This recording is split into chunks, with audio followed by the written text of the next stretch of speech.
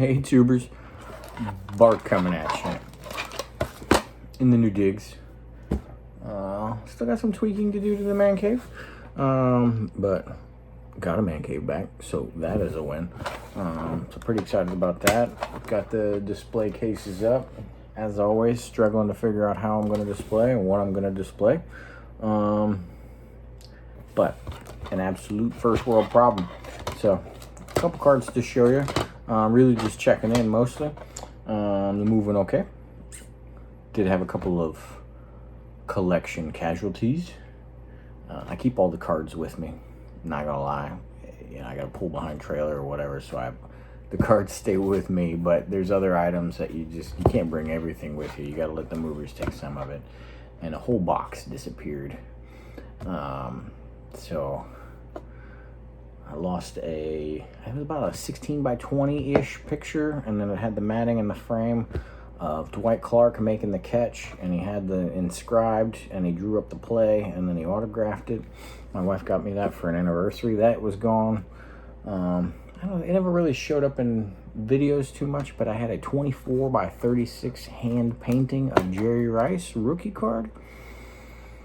That was in that box. There was another item for my wife, and then another cool plaque I had. It was a military one, but I put it on the door of the man cave all the time. It was a restricted area sign from when I worked in ICBM missile security and stuff. And then I had they engraved my name on it and stuff. But it was pretty cool to put it on the door and say Deadly Force is authorized. I ain't got that sign no more either, so got to put in a claim for that. And then the old gamer chair that I've been sitting on, it's not old, I only had it for a year, 2 years or something like that. Somehow a leg went missing, so I can't lean too funny or something like that. They already gave me some money for that one because they knew they screwed that one up. But that is the way it goes with moves. Never a good time per se, but new opportunities abound, including man caves. So it is what it is. But I got 5 cards to show you, and they're all pretty cool. So I'm excited about them. First up, it's a buyer's market, and it's getting there. It's like weird. Where's the dip? So I can hold back and then buy at the dip as much as possible. But it's tough to just sit there and watching prices go down and not buy some along the way either. So got the SP McCutcheon from 2020 Topps PSA 10. That will go down in baseball folklore history there. Got the Peter Max from Topps Gallery from 97. These are really cool cards. Tough inserts to pull. I have the Rice and the Steve Young on the football side because I did these in multiple sports. I've got them in PSA 9 and PSA 10. I got 2 of each. The 9s I subbed myself because they look good. I have all the raw baseball ones. There's 10. There's also 10 footballs as well. But saw a PSA 10 pop up. The baseball, I mean, they're just tough. They're off-centered, and they chip pretty well with the dark and stuff like that. So I didn't have really intentions of getting like a PSA 10 set of the 10, even though they're all beautiful cards. But when the bonds showed up in PSA 10, and it went for a decent price at auction, I cannot complain. So I snagged it. They also come with an insert to the insert, so to speak, with serigraphs, as they call them. But Peter Max, the artist who painted the original painting that this is depicted of, also has some autographed versions called serigraphs, and those are extra rare. First ballot Hall of Famer pickup.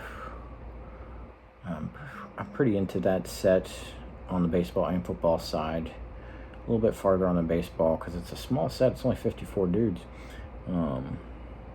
So I only got the 9 of the Bowman. I just didn't think the 10 was worth it. I have the Beltre on the way, and I did spring for the 10 on that because it was properly priced in the 9. There's not a whole lot of 9 value in the 9 Beltre. I had this in my watch list for damn near forever. Love me some triple threads. Go Nats. This is a cool one. 2 colors, and a bat. Capital City of Bryce Harper, Anthony Rendon, and Ryan Zimmerman. These were a core 3 of ours for a while.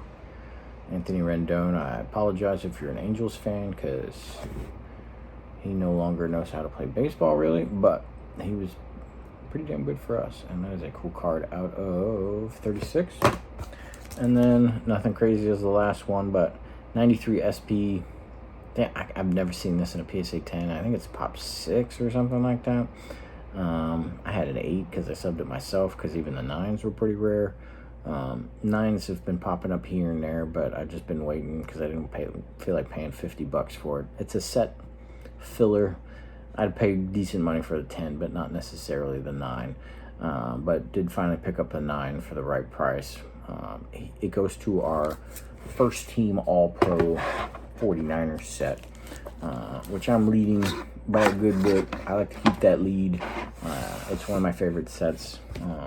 That and the All-Time Niners. Those are the 2 big Niners sets where I'm all in, baby. So happy to upgrade that. And then I did break 2 blasters of Optic, and pulled the Will Levis Prism. I think they call it the Prism. I don't know. Hollow? Hollow. Probably is hollow. Tough to keep up with it sometimes. The hollow rated rookie. eBay auctions the raw cards going for like $40. So the blasters are like 14 a piece. So I got 2 of those. So to even come close to getting half of your money back is typically a win. So to potentially do a little bit better, we'll see how the season goes if that becomes a reality. But you know, at least had some fun breaking some packs, and got an optimistic pull there. I'm pretty excited about that. So can't beat that. That's what I got for you. As I fine tune the room, at some point I will give you a little tour. I have 7 display cases up. Pretty full of cards, except this guy over here. That's basketball right now. I'm giving myself some room to grow on that. But got some vintage going on, and it's looking pretty cool. So until next time, Bucky says take it easy. Later.